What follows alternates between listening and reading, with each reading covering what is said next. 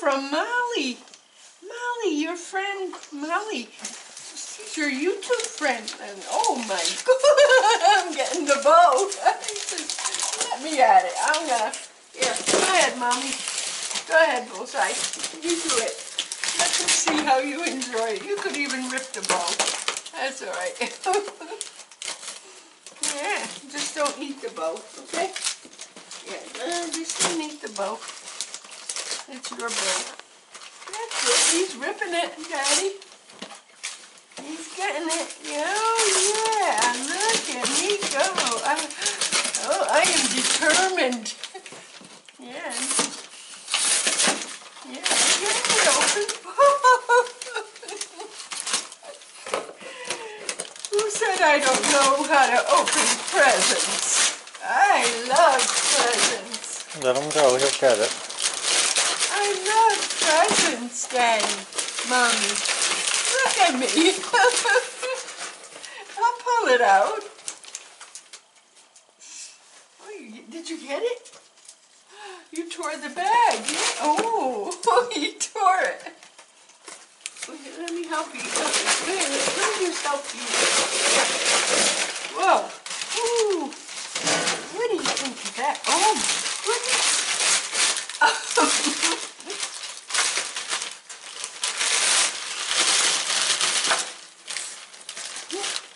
Look at those balls, baby. Look. Look at them. Those are yours. For you. Well, Neil, now you know how this dog acts.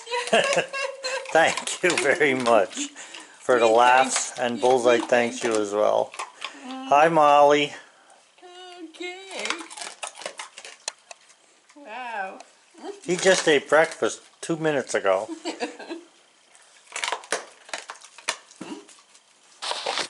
So guys, it's Christmas Day and we've just had a little dusting of snow, just enough to not make me have to do anything, which is good. So Bullseye, you saw him having fun with his bone, so now he's going for his walk. Come on, boy.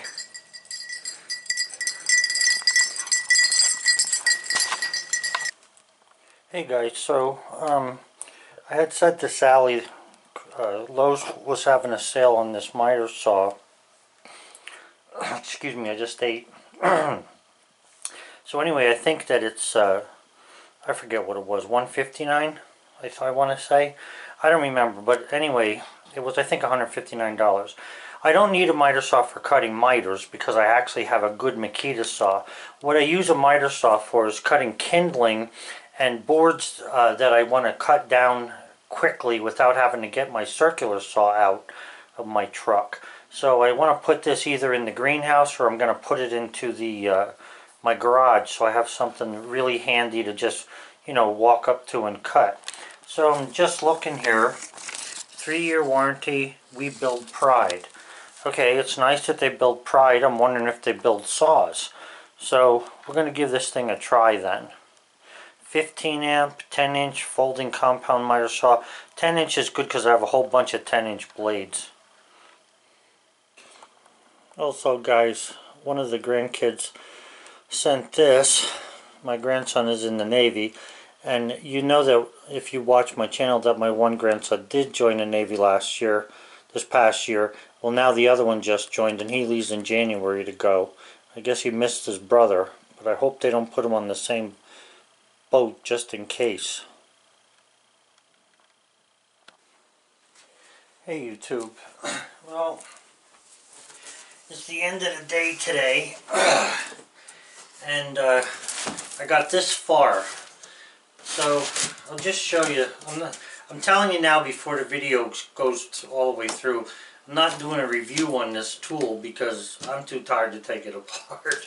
And the problem with getting old like me is I'm almost having a hard time picking the box up to take it out to the garage. So anyway, what I wanted to show you though is some of the things that actually make me happy.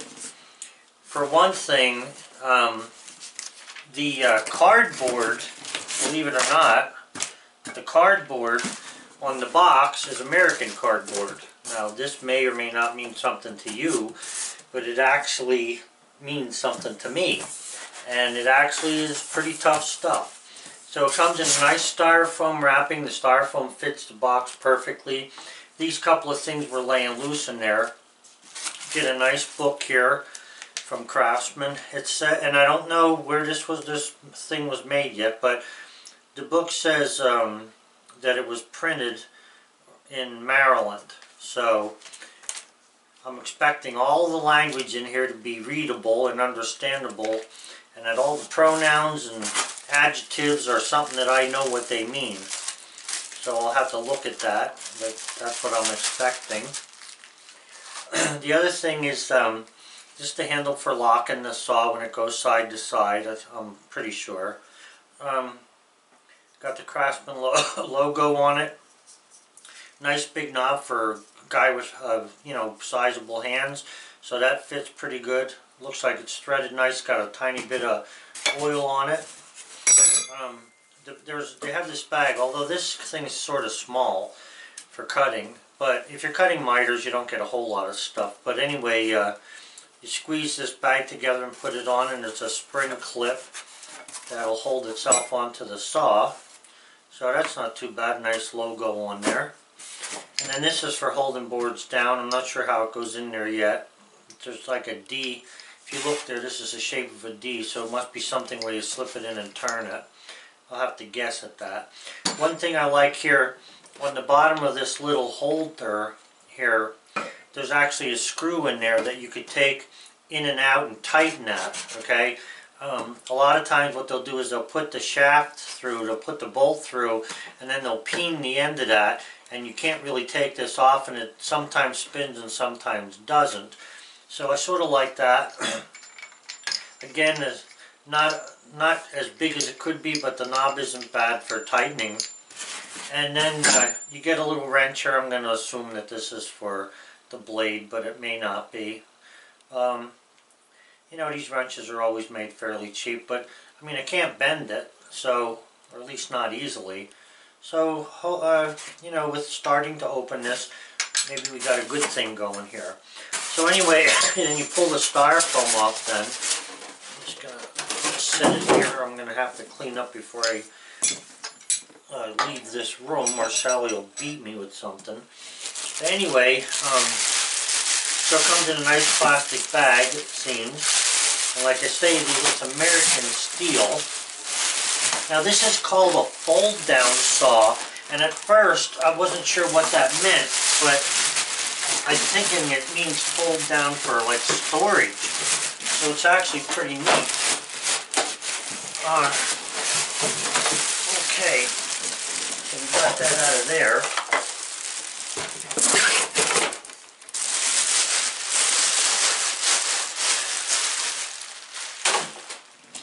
Now on the box, and this is pretty neat here as well actually, right on the side of the box here are the instructions. Assembly instructions to raise the cutter head. Number 1, remove the saw from the support base. Place the saw with the blade and fence facing up or on a flat surface. So remove the saw from the saw base. So you're telling me that this comes off of here or what? Or just turn it up. Maybe they mean for me to turn it up. I don't know for sure.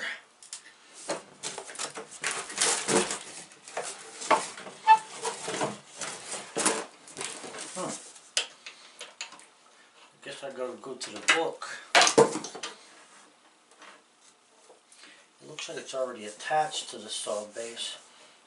Now how you turn that, I wonder if you have to loosen that big nut.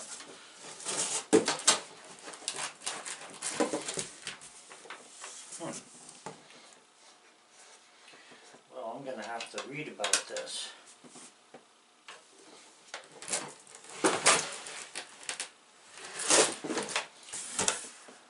Remove the saw from the support base. Place the saw with the blade and fence side.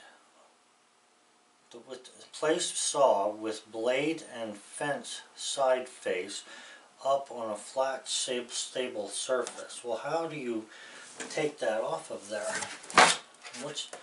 Okay, this might end up being more welding rods. I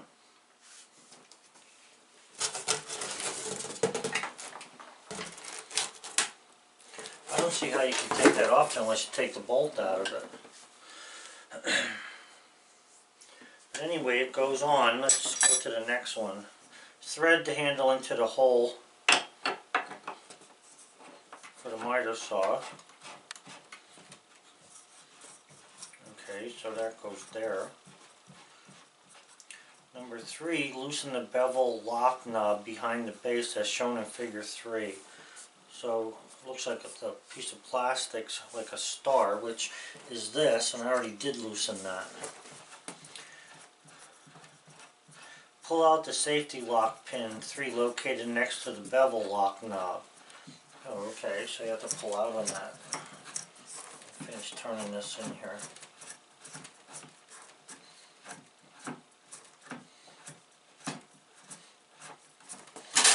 Well, let's put this down. Put it on top of this. So you pull this knob out, and then, there it goes. Okay, so there was a lock in there. Oh, that's pretty neat. Not bad. That's a nice looking saw. Actually reminds me of a rigid saw. Okay, loosen the bevel lock knob. Pull out the safety pin. Grasp the cutting head. And when they say remove the saw from the support base, they mean from the styrofoam. I thought they meant take the saw off of this. Alright, so we did that. Pull the safety lock pin, which we just did. Grasp the cutting head by the switch handle and raise the cutting head. We did that. Just past the 0 bevel point, which we did that and then came back to 0. Tilt the cutting head back to 0 and then tighten the bevel lock knob. Okay, so the bevel lock knob is in the back here.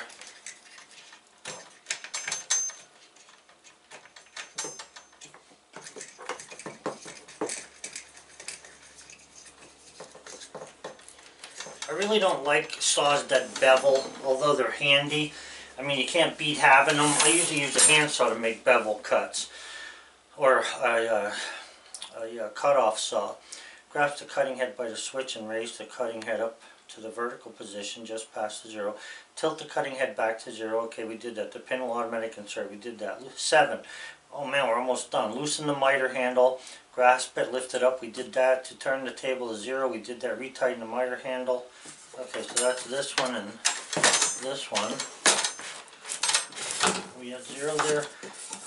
Looks like it's not quite calibrated perfectly, but that's easy enough to do with this little Phillips screw here. Slightly push down the cutting head using the switch handle. Okay, so using the switch handle. So what do you mean? Alright, well, using the switch handle, so I guess you just grab the handle. Actually feels pretty nice. It's got a lot of good resistance on its way back there. It's not a real big saw. It's not near as big as the Makita, but it certainly is as heavy as it, I can tell you that. I like this nice handle. There's like a handle on the side here. I don't know if it stays there or not, but it's a nice looking little handle. Too bad there's not one on the other side. Release the cutting head. Okay, and according to this, basically it's ready to go. Now these laser lights, I don't like them, I don't use them, I don't even care if they work. But I do care about this gauge here because I want to know which, if it's reliable or not. Space saving storage, okay, well that's why it folds. I think they made it so it folds and they can actually put it in a better box. It's not a bad looking saw, guys. It's a nice table, cast table it looks like. I think it doesn't look, it might be aluminum, I'm not sure yet at this point, but this table looks nice. Plastic inserts to replace this if you need to. It's kind of the same lock that's on just about every kind of miter saw. Not bad, not bad. Has a nice positive lock. It doesn't move at all once you're locked in. Nice. Not bad. Maybe I should use this for a real miter saw instead of just using it to cut firewood. So there's this base here that comes with this. I'm not sure what this is for yet, and I'm not going to worry about it. But squeeze the handle, you can put that on there. It grabs a hole for the bag. Not bad. This wrench does fit the saw blade, just so you know. And this fits into here. Now, my Makita has a thing on it that locks this into place. I'm not sure how this one works, but I'll have to check that. I'm not even sure if that's the right spot it's in. But anyway, guys, that's as far as I'm going today. I think this is a nice little saw for the money, to be honest with you. My Makita cost me over 200 bucks when I bought that, and I've had that for about 10 years. So, not a bad little saw. So I'll be getting back to you when I start to use it. Just turn this around so you can get a good look at this. Well, let me turn another light on here.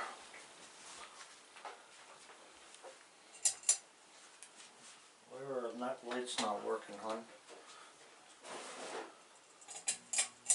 Oh, there it goes. Okay. Yeah, so it's a nice looking saw. I actually like it. Very nice. I thought for the money I was just going to get something I could cut kindling with. I think this might be very usable for cutting nice miters and stuff. What's this? Oh, okay. There's a switch on the side over here for, I assume it's the laser light, which, like I said, I'm not concerned about that. Nice lock, though, for the handle, the cutting handle.